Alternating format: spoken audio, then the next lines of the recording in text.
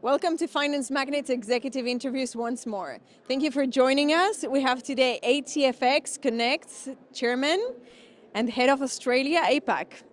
Thank you so much for joining us, guys. I'm going to start with a question for you, Joe.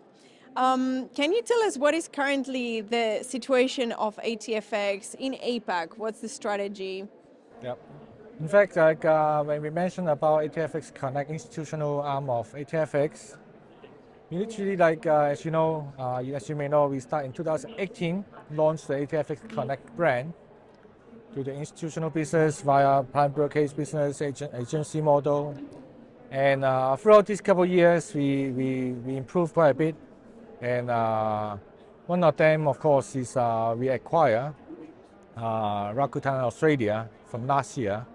And then we spent a few months to the integration, communicate with regulator. And now, after a few months, ATFX Australia has been ready to launch business to serve the region for institutional clients, high net worth, banks, hedge funds, etc. And including Australia now, altogether ATFX and ATFX Connect have 8 regulatory licenses around 6 continents, sorry. So it provides us a very full coverage of license, regulator, and customize what our client needs. Depends on their need, we can onboard them as a menu for them, whether you want to onboard in the UK or Australia or South Africa or Hong Kong. We recently acquired a Hong Kong SSC license as well. So it's a very full catalog for our clients, not only for the product-wise, service-wise, but also the regulatory environment, which can provide whatever is suitable for our clients. So Australia office is the hub for ATFX Connect in APAC. So it's very important strategic country and location for us, which I'm very glad that we have Simon Naish to join us and start to take over Rakuten Australia, build the existing team, get some good hire as well to make the team like today. I'm very happy about it. So I'm very optimistic and have very high expectation for our growth here and potential in the region. Australia is one of the countries, and APAC as a region is one of the regions that has experienced the wildest growth that we have seen, which is why Finance Magnates, we have brought the FMPS summit to Australia this time. True, it's been a long history in our industry in Australia, isn't it? Yeah, so it's equally to London or in the States and Australia. I remember when I was joining this industry, these 3 licenses are the most reputational license globally. Yeah, so it's good potential. We are glad that we are here. I'm so glad that we have a very good team here now with a full range of product and license, and of course safety of fund for the client, technology, etc. It's standing out as a hub, and we see more and more firms showing an interest in Australia. But I'm sure, Simon, that comes with a lot of challenges and different opportunities. What have you been encountering so far? There's significant challenges. The key one being, of course, that this is a hugely overbroke centre. There's firms that have been around for a long time, and very good firms. And they're providing good product for their clients over many years. I guess added to that, of course, there's an increased level of sophistication of clients in this region. And I think our challenge as ATFX is really to address all that and provide a more bespoke offering and a more specialised offering. What does that look like? It looks like increased access to trading tools. It looks like increased geographical presence for here.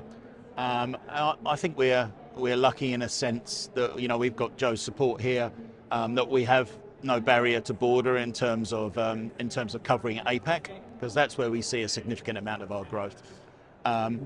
other challenges, there are many, but obviously regulatory, always a challenge. And we are, let's just say, we are very stringent on our compliance to regulation. You know, we take it very seriously, especially here where ASIC obviously are so dominant. But moving forward, what does it mean? I think we expand our trader tools, we respond to client expectation, which means they want better research, they want trading tools, they want an access and a flexibility that maybe they haven't received that are more out-of-the-box models. And I think we're really well positioned with the company to deliver sort of more tailored solutions, not just across liquidity, but just in terms of infrastructure. I think all of those things are important going forward. And when it comes to the institutional side of the business of ATFX Connect, how does the technology that you currently have and the products that you're currently offering, how does that tailor to the market of the institutional? Yeah, well, it's a good question. But, you know, it's firstly, it's multi-asset. I think that's very important. I don't think we can hide behind one traditional product like FX, for instance. We have indices, we have other things that we can bring into the tools. But I think it's about now for us carving out differentiation. And what does that look like? It looks like execution tools. I think greater execution experience for our clients, stronger execution experience, I should say, is very important. And a lot of people execute in this market but don't necessarily have the optimal outcomes from that.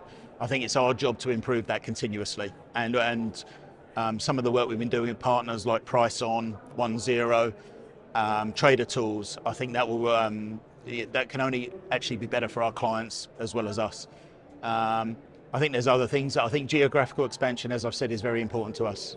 We won't just be focusing on Australia, we'll definitely be focusing on our APAC partners, and we've got a really good mandate here to do that. So are those the next steps that we should expect from ATFX Connect in terms of growth and expansion? Is it a regional expansion? 100%. So my mandate from Joe is not to just concentrate on Australia. You know, we have a really good experienced team that's worked in different centres across the APAC region. I envisage they'll be successful as they push that in, and also we will hire local people as well. And I think we shouldn't underestimate or shy away from doing that.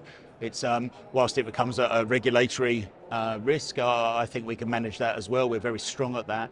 So I think having people in different regions through APAC, different jurisdictions, makes perfect sense for us as we improve our footprint. Especially like Simon got a very strong experience in APAC, not only in Australia, but in Singapore, in Japan, not to mention Hong Kong. So these are all these important countries for us in APAC. And execution is always the key.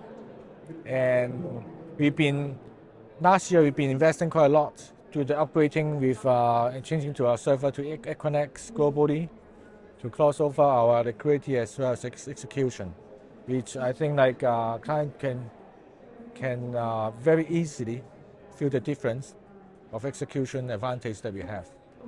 And not to mention about we are working together with Trader Tools and Price On, which, you know, execution is good, but for institutional clients, the risk management and client segmentation, we provide a very good tool with AI algorithm helping them to make the best decision on how to manage their book. I think this is something that every single broker is need.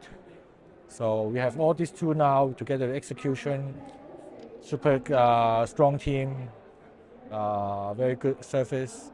So I think we are fully ready for the challenge that we have now. Wonderful. Thank you so much both for your insights and for joining us today. This is Finance Magnates Executive Interviews. Thank you for Thanks having for us having here. Thank you.